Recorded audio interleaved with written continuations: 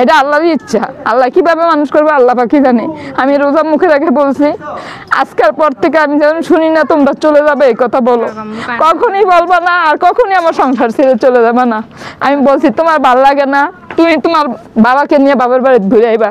আমি চাই না আমার নাতি পুতি বাইরের মানুষের বাড়ি থাকুক, মানুষের বাড়ি থেকে বড় হোক। আমার অনেক কিছু আছে, কেন থাকবে না? তোমরা কাজ করলে বাচ্চা খাইতে পারবে না? থাকার মাথার খোঁজার ঠাই থাকলে বাচ্চা কাজ করে খাওয়া যায়। তোমরা কাজ করার সামর্থ্য আছে, শিক্ষিত আছে, যে কোনো কাজ করলে এক জায়গায় বসে ভাত খেতে পারবা।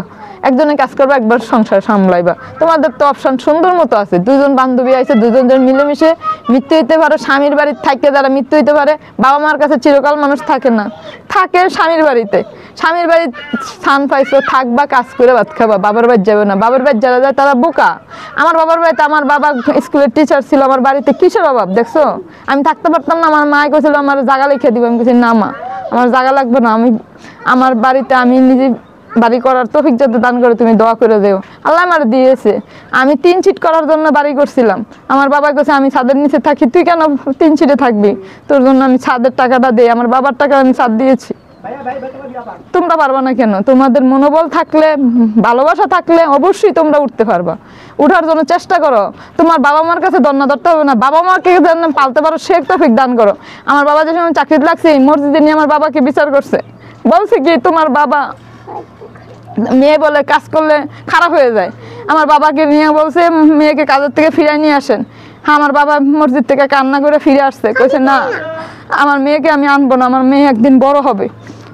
মানুষের জন্য যে মানুষ আমাকে বাবাকে কাঁদাইছে, সে মানুষ আমার পায়ের নিচে এসে বলছে আমাকে বাঁচাও, আমার চিকিৎসা করো। আমি বলছি না, আপনার চিকিৎসা আমার কাছে হবে না, আপনি ঢাকা চলে যান, তার ক্যান্সার হয়েছে। যে বাবা আমার বাবাকে নিয়ে মসজিদে অপমান করছে 10 জনের মানুষের সামনে, আমি বলছি না, এগুলা করা যাবে না। আমি চাকরিতে আসছি, চাকরি করবই।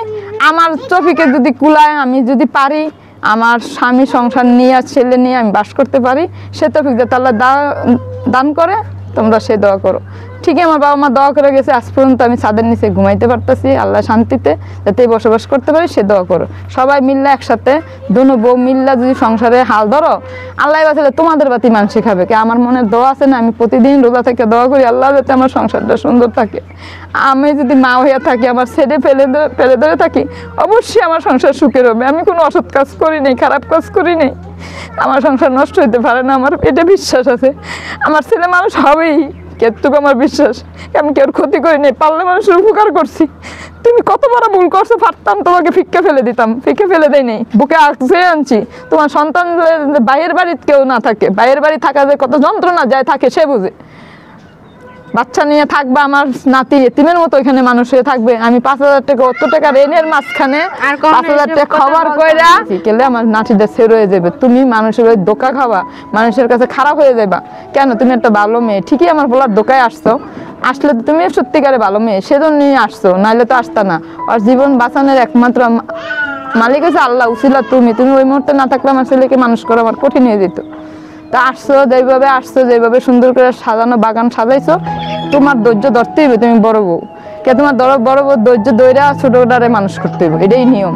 কে ছোটটার ধৈর্য কম আর বুদ্ধি কম, আর বুদ্ধি থাকলে বাবার বাড়িতে এইভাবে আসে না, এটা নিজেই মাথায় বুঝতে হবে। হয়তো অভাবে আসে নাই, আর কিছু টানে আসে নাই, আসতে তোমার ভালোবাসাবে। তুমি যেন ওরকম করে ওরে যত্ন করে রাখবা যাতে তোমার বোনের মতোই থাকে।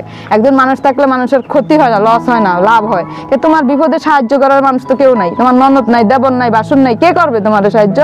আরে পাওয়াতে তো তোমার কপাল ভালো, আর তোমার একটু না একটু সাহায্য করবেই, তোমার সহযোগিতা পাইছো তুমি। গেলে কোনো তোমার সমাধান না, ওকে ভালোবাসা, ওকে সুন্দর জায়গায় রাখা তোমার দায়িত্ব। নাহলে তুমি সব জায়গায় পস্তাইবে, এক জায়গায় পস্তাইবে, এক জায়গায় আমার ছেলে বললে তোমার আমি অভিশাপ দিব, আমার বৌমা কষ্ট পাইলে আমি তোমাকে অভিশাপ দেবো। সব কিছুর দায়িত্ব করলাম তোমার, বড়দের হাতে সব কিছু থাকে, বড়দের সব মেনটেন করে চলতে পারে। তোমার শ্বশুরে না খেয়ে থাকলে এটা তোমার দায়িত্ব।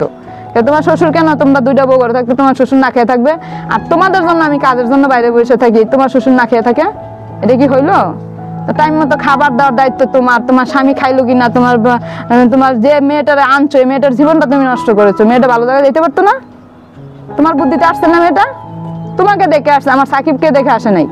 তো সে মেয়েটার জীবনটা তুমি নষ্ট করছো, আর বাবা মার মনের আনন্দ নষ্ট করছো। আজকাল বাবা মার মনটা কোথায় আছে? আর মা কান্না করতে হতে আর মা প্রেসারে মরে যায়, আমি কান্না করতে হতে প্রেসারে মরে যাই, কেন সংসারটা অধপতন করছো? তা ঠিক করার একমাত্র মালিক তুমি পারবা এটা সমাধান করতে। তুমি ধৈর্য ধরে সবকিছু ঠিক করো, দেখবা সব ঠিক হয়ে যাবে।